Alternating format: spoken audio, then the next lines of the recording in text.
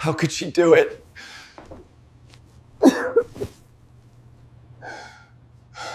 The smell of champagne and cheap victory hung in the air, thick and cloying. From the side of the stage, I watched my wife, Eleanor, bask in the roar of the crowd. Her smile, a weapon I had helped her sharpen, sliced through the flashing camera lights. She looked every inch the conquering hero, the people's champion, her hand raised in a gesture of triumph that felt like a slap across my own face. To the world, she was the charismatic underdog who had just won the mayoral election against all odds. To me, she was a stranger, wearing the face of the woman I loved. In my pocket, my phone was a cold, hard weight. It contained a single audio file, a recording from 3 hours ago, a conversation I was never meant to hear. Her voice, intertwined with his, my best friend, her campaign manager. "He'll be devastated, of course," she'd said, her tone laced with a pity so condescending it burned more than the betrayal itself. "But he's weak, Julian. He'll cry, he'll break, but he'll get over it. He always does." Julian's laugh, a sound that had once been a staple of our weekend barbecues, was a low, conspiratorial rumble. "And by the time he figures out the accounts are empty, we'll be in the Caymans. A new life, a new city. You'll be a political star, and I'll be the man behind the woman. A much better fit, don't you think?" They thought I was weak. They thought I was a sentimental fool they could discard like a piece of campaign literature once the election was won. They had no idea that for the last 6 months, I hadn't been a loving husband, I'd been a detective, and I had just handed the entire case file to the one person in this room who could burn their world to the ground. Eleanor stepped up to the podium, the crowd hushing in anticipation. Her eyes scanned the adoring faces and found mine. She gave me a small, private smile, a final twist of the knife. I smiled back, a perfect imitation of the supportive, oblivious husband she believed me to be. But my eyes were on a reporter in the third row, a woman who was just now looking down at the tablet I had given her an hour ago, her expression shifting from professional curiosity to pure, unadulterated shock. Eleanor cleared her throat, ready to deliver the victory speech I had written for her. But the words that were about to come weren't hers. The story that was about to break wasn't the one she'd planned. They thought this was their victory. They were about to find out it was their execution, and I was the one holding the axe. 6 months earlier, I was a man who believed in the narrative we had built together. My name is Thomas, and for 10 years, my world had revolved around Eleanor Vance. We met in college. She was the fiery political science major who dreamed of changing the world, and I was the quiet history student who was content to simply understand it. I was captivated by her passion, her unshakable belief that she could make a difference. I fell in love not just with the woman, but with her dream. When we got married, we made a pact. She would be the one in the spotlight, and I would be her foundation. I gave up a promising academic career to take a stable, flexible job as a high school history teacher so I could manage our lives while she climbed the political ladder. I ran our household, managed our finances, and became the primary caregiver to our golden retriever, Roosevelt. More importantly, I became her unofficial chief strategist. My understanding of history gave me a unique perspective on political campaigns. I saw the patterns, the ebbs and flows of public opinion. I spent my nights reading polling data, analyzing voter demographics, and drafting the speeches that made her sound so effortlessly brilliant. She was the face and the voice, but the words, the strategy, the heart of her political identity, that was all me. Julian came into our lives 5 years ago. He was a slick, fast-talking political consultant who had a knack for networking. He and I became fast friends, or so I thought. We'd spend hours debating strategy, him with his focus on modern media, and me with my long-view historical perspective. Together, we were a formidable team. We took Eleanor from a junior city council member to a serious mayoral contender. I never felt jealous of their professional relationship. I trusted them both implicitly. They were my wife and my best friend. They were my team. The first crack in that foundation appeared so subtly I almost missed it. It was a Tuesday night, and I was going over the latest polling data for the mayoral race. We were trailing by 5 points, and I'd been working on a new series of speeches designed to appeal to undecided voters in the suburbs. Eleanor and Julian were in the living room, supposedly brainstorming new fundraising ideas. I walked in to ask Eleanor a question and found them sitting closer than usual on the couch, their heads bent over a laptop. It wasn't incriminating, not really, but it was the silence that followed my entrance that felt wrong. They pulled apart just a little too quickly, and Julian closed the laptop with a snap. "Just crunching some numbers," he'd said, his smile not quite reaching his eyes. Eleanor had been quick to change the subject, asking about my day with a brightness that felt forced. I brushed it off. I told myself I was being paranoid, tired from the long hours of the campaign, but the seed of doubt had been planted. Over the next few weeks, the small oddities began to accumulate. The late-night strategy sessions that I was suddenly no longer invited to, the inside jokes between them that I wasn't privy to, the way Eleanor's phone, which had always been communal property, was now perpetually angled away from me. One evening, I was doing laundry and found a receipt in the pocket of Julian's coat, which he'd left at our house. It was from a high-end jewelry store, a charge for a delicate gold bracelet. I didn't think much of it until 2 days later, when I saw that same bracelet on Eleanor's wrist as she was getting ready for a fundraising gala. "It's beautiful," I said, my voice carefully neutral. "Is it new?" She'd touched it instinctively, a flicker of something unreadable in her eyes. "Oh, this?" Julian's team got it for me, a little good luck charm for the campaign. Her team, not Julian. The lie was so smooth, so practiced, it chilled me. Why lie about something so small? I started paying closer attention. I noticed how Julian would touch the small of her back when he thought I wasn't looking, how their laughter together had a different, more intimate quality than it used to. I started to feel like a guest in my own marriage, an outsider in the campaign I had helped build from the ground up. The breaking point, the moment my suspicion crystallized into certainty, came during a televised debate. Eleanor was brilliant, of course, using the exact phrases and historical analogies I had written for her, but during a commercial break, the camera stayed on the candidates for a moment. As the moderator turned away, I saw Julian, who was standing just off stage, catch Eleanor's eye. He gave her a slow, deliberate wink, and she smiled back, a secret, conspiratorial smile that was not meant for the world, and certainly not for me. It was a smile that said, "This is our victory, not his." In that moment, watching them on the television screen in our living room, I felt the floor drop out from beneath me. The narrative I had built my life around, the story of the supportive husband and his brilliant wife, it was all a lie. I wasn't her partner, I was her employee, and my contract was about to expire. Before we continue, please write in the comment which country you are watching this video. We love knowing where our global family is tuning in from. And if this is your first time on this channel, please subscribe. Your support helps us bring even more epic revenge tales of life. Enjoy listening. That night, after the debate, the old Thomas would have confronted her. He would have been emotional, accusatory, and ultimately easy to manage. He would have given them the scene they expected, the messy, tearful confrontation that would have allowed them to paint him as unstable, jealous, paranoid. But the old Thomas died watching that secret smile on the television screen.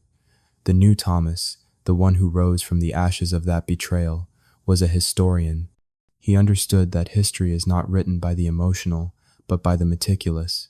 It is written by those who gather the evidence, control the narrative, and choose the perfect moment to reveal the truth.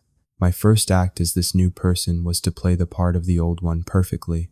When Eleanor and Julian returned from the television studio, flushed with success, I greeted them with a hug and a bottle of our best champagne. "You were incredible," I said to Eleanor, my voice filled with a manufactured pride that tasted like poison. "That line about the city being at a historical crossroads? Genius," she beamed, accepting the compliment for the words I had written. "We make a good team," she said, but she was looking at Julian when she said it. That night, I didn't sleep. I sat in my home office, the nerve center of her campaign, and began my investigation. I started with our finances, which I had managed for our entire marriage. Eleanor had always found them boring, gladly signing whatever documents I put in front of her.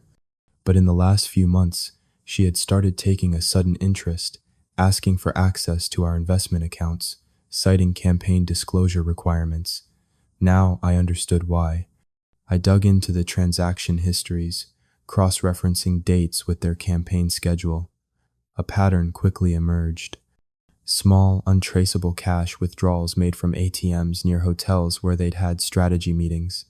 Larger sums transferred to a holding company I'd never heard of, a company whose incorporation papers I found online, listing Julian as the sole director. It was a slow, methodical siphoning of our life savings, the money I had carefully invested, the nest egg that was supposed to be our future. He wasn't just sleeping with my wife. He was helping her rob me. The next step was to confirm the affair beyond a shadow of a doubt. I installed a keylogger on the family computer and placed a voice-activated recorder under the driver's seat of Eleanor's car. It felt like a violation, a betrayal of the man I used to be. But the man I used to be was a fool, and I was done being a fool. The evidence came flooding in, emails between them, disguised as campaign memos but filled with coded language of longing and promises of a future together. Fragments of conversations recorded in her car, her voice soft and intimate in a way I hadn't heard in years, talking about after the election, about how they'd have to be careful with Thomas until the timing was right. The worst part was listening to them talk about me. They discussed my weaknesses, my emotional nature, my blind trust in them, not as flaws, but as assets to be exploited. They analyzed my personality with the cold detachment of military strategists planning an attack. "He'll be a mess," Julian said in one recording. "We'll have to handle his breakdown carefully. The press can't see him looking too sympathetic." Eleanor's reply was a blade in my heart. "Don't worry, I know exactly how to manage him. A few tears, a promise that he'll always be my friend, and he'll fold. He always has." With every piece of evidence I gathered, the pain in my chest was slowly being replaced by something else, something cold and hard and clear. It was the calm of a historian who has finally assembled all the primary source documents and can now see the full, unvarnished truth of the past. They had made one critical, arrogant mistake. They had analyzed the husband, the emotional, trusting man they thought they knew. They had completely forgotten about the strategist, the historian who had architected every success they'd ever had. They saw me as a character in their story, a minor obstacle to be managed on their path to power and wealth. They had no idea that I was the author of the entire narrative, and I was about to write them a final chapter they would never forget. For the next several months, I lived a double life. By day, I was the devoted husband, the tireless campaign strategist, writing speeches, analyzing polls, and smiling at fundraising events. By night, I was a cold, calculating investigator, building a fortress of evidence against the two people I had once trusted most in the world. I compiled everything into a single encrypted file on a secure USB drive: the financial records, the emails, the audio recordings, the photographs I took of their car parked outside a discreet motel on the edge of town. It was a digital tombstone for my marriage and their careers. The most difficult part was the acting. I had to sit in strategy meetings with Julian, nodding at his suggestions, pretending to respect his insights, all while knowing he was sleeping with my wife and stealing my money. I had to go home to Eleanor, kiss her goodnight, and listen to her talk about her vision for the city, a vision I had crafted for her, knowing she planned to discard me the moment that vision became a reality. There were moments when the mask almost slipped. One evening, Julian was at our house for dinner, and he casually mentioned he was thinking of buying a boat after the election. "Something to sail away on," he'd said, with a wink at Eleanor. The urge to lunge across the table, to smash the smug, triumphant look off his face, was so overwhelming I had to grip the edge of the table until my knuckles went white. But I took a deep breath, channeled the cold, methodical historian, and simply smiled. "That sounds wonderful, Julian. You've earned it. Every lie they told, every secret glance they exchanged, every casual act of betrayal, I recorded it, filed it away, and added it to the growing mountain of evidence. They were so confident in their deception, so certain of my ignorance, that they grew sloppy. They stopped using coded language in their emails. They discussed their post-election travel plans on the phone while Eleanor was in her car, my recorder silently capturing every word. My final move was to find the perfect person to deliver the fatal blow. It couldn't be me. A scorned husband would be dismissed as emotional, unreliable. I needed someone with unimpeachable credibility, a journalist with a reputation for tenacity and a national platform. I found her in Sarah Jenkins, a Pulitzer Prize-winning investigative reporter I knew from her work exposing a state-level corruption scandal a few years back. She was known for being relentless and fair. I spent a week compiling a condensed version of my evidence into a single, compelling dossier. I didn't include the most salacious details of the affair. I focused on the clear, undeniable evidence of financial malfeasance and political hypocrisy, the siphoned funds, the secret holding company, and the audio recordings of Eleanor and Julian mocking the very voters they were promising to serve. I sent it to Sarah from an anonymous email account with a simple message: the truth about the Vance campaign. The rest of the evidence will be provided if you're interested. 2 days later, she replied with a single word: when. We arranged a meeting at a quiet coffee shop 2 towns over. I wore a hat and sunglasses, feeling like a character in a spy novel. Sarah Jenkins was exactly as I'd pictured her, sharp, no nonsense, with eyes that seemed to see right through me. I presented her with the full USB drive. She listened to my story without interruption, her expression unreadable. When I was finished, she was silent for a long moment, tapping a pen against her notebook. "Why me?" she finally asked. "Because you don't care about the scandal," I said. "You care about the truth. They haven't just betrayed me.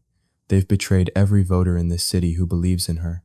This isn't just a personal matter. It's a matter of public trust." She nodded slowly. "And what do you want out of this?" I thought about the pain, the humiliation, the utter demolition of my life's work.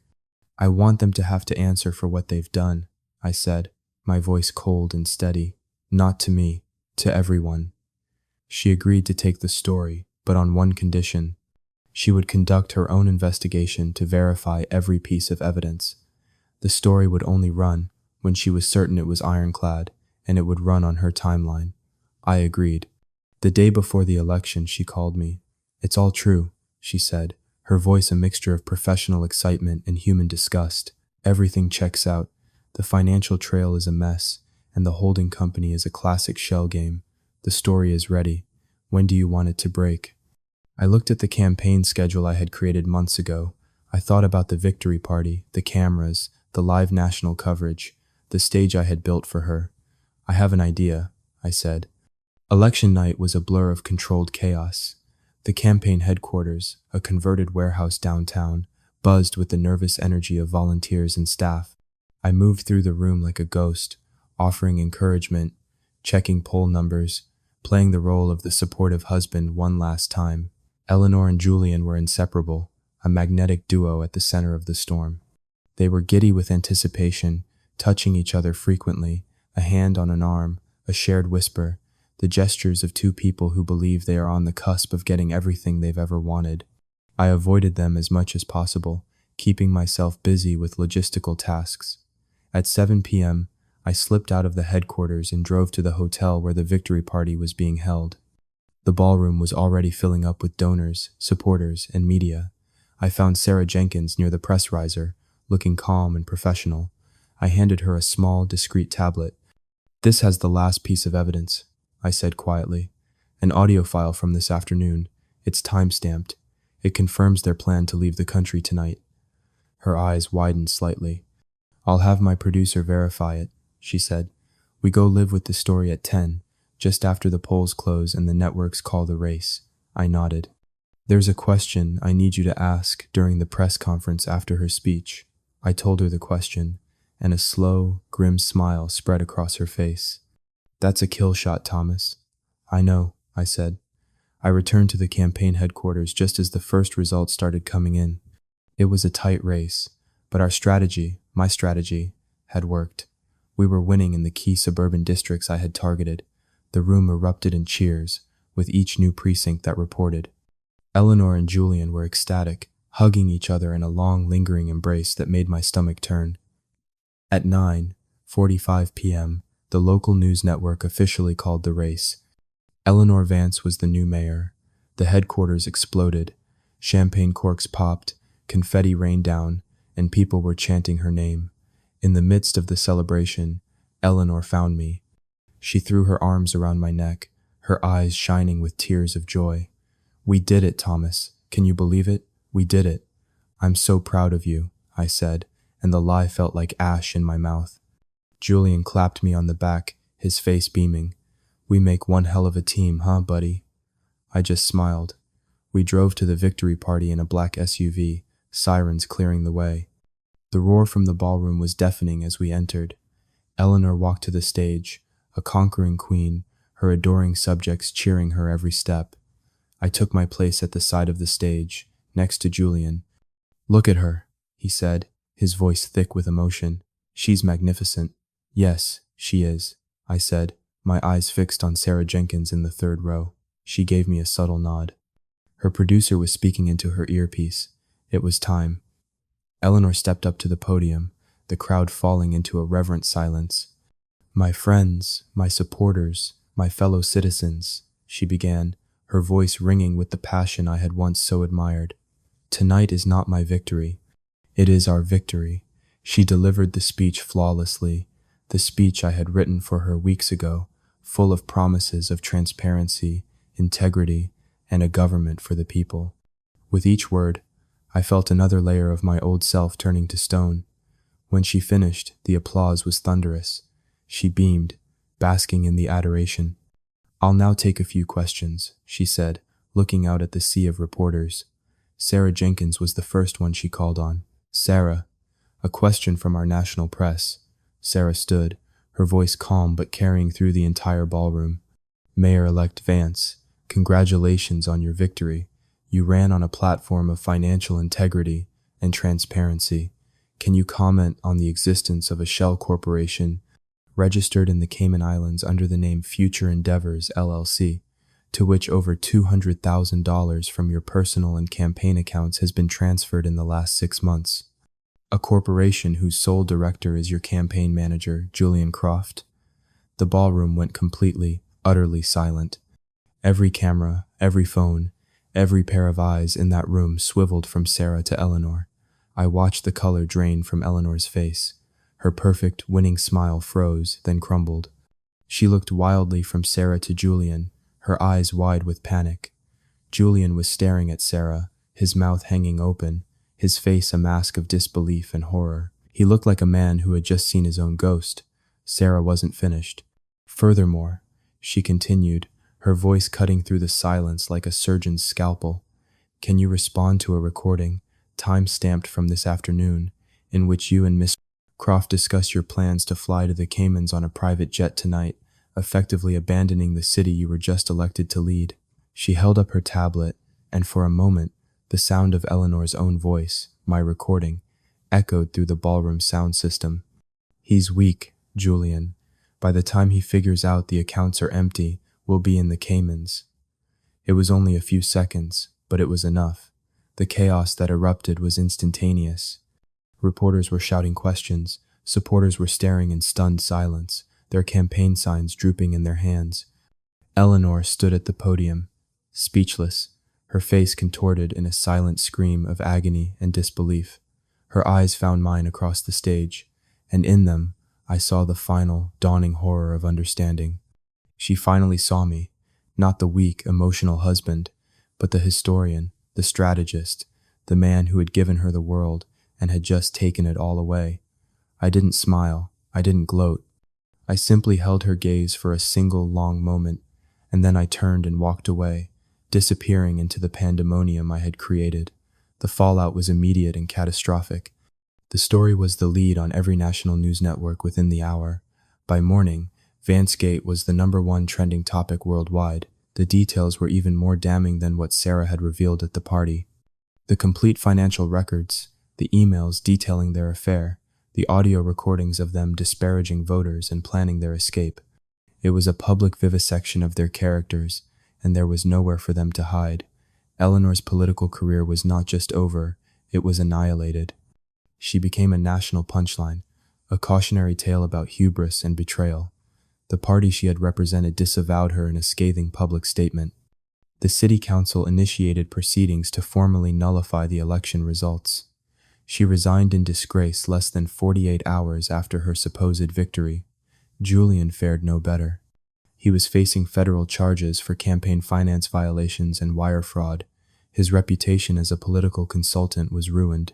No one would ever trust him again. He tried to turn on Eleanor, releasing a statement through his lawyer claiming he had been manipulated by her, but the evidence of his complicity was too overwhelming. I watched it all unfold from a small, rented cabin in the mountains, a place I had booked weeks in advance. I had Roosevelt with me, and for the first time in months, I felt like I could breathe again. I didn't feel joy or triumph. I felt a quiet, profound sense of order being restored. History, in its own brutal way, had been served. The divorce was swift and uncontested. Eleanor, facing legal battles and public humiliation, had no fight left in her. Her lawyer tried to argue for a share of our remaining assets, but the evidence of her financial fraud was so clear that the judge not only denied her claim but ordered her to pay me restitution for the money she had stolen. I sold the house, the place that had been both a home and a prison, and donated a significant portion of the money to a local charity promoting government transparency. It felt like the only clean way to end that chapter of my life. 6 months later, I was living in a small apartment in a new city, hundreds of miles away. I had taken a job at a local community college, teaching history to students who were bright-eyed and eager to learn. It was a quieter life, a smaller life, but it was mine. I was no longer the man behind the woman. I was just a man. One afternoon, a letter arrived at my new address. It had been forwarded from my lawyer's office. The handwriting was Eleanor's.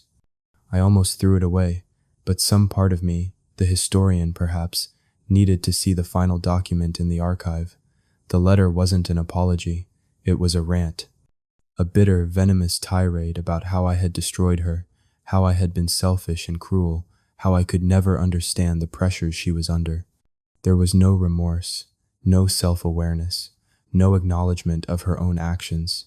She was still the hero of her own story, and I was the villain who had torn her down out of jealousy. There was one line at the very end that stuck with me. "You were supposed to love me unconditionally," she wrote. I read that line several times, and I finally understood the flaw in her character and in mine. She had mistaken my support for unconditional approval, and I had mistaken her ambition for a shared dream. Love is not unconditional. It is a contract, a pact of mutual trust and respect, and she had violated every clause. I folded the letter and put it away. It was a historical artifact now, a primary source document from a past I had survived. My new life was quiet, but it was filled with a piece I hadn't realized was missing. I had my teaching, my books, and Roosevelt. I had friends who valued me for who I was, not for what I could do for them. One day, a student stayed after class. She was a bright, ambitious young woman who reminded me a little of Eleanor, before the ambition had curdled into something ugly. "Professor," she said, "I'm thinking of running for student government. Do you have any advice?" I looked at her earnest, hopeful face, and I thought about everything I had learned. "Just one piece of advice," I said. "Never forget that integrity is the one thing you can't delegate, and never, ever underestimate the historian in the room." She looked confused, but she nodded and thanked me. I watched her walk away, and for the first time, I smiled a genuine, unburdened smile. The greatest revenge, I realized, is not destruction. It is building a new life on the rubble of the old one, a life that is honest and peaceful and entirely your own. They thought they were writing their triumphant story, but they had forgotten the most important rule of all. The historian always has the last word.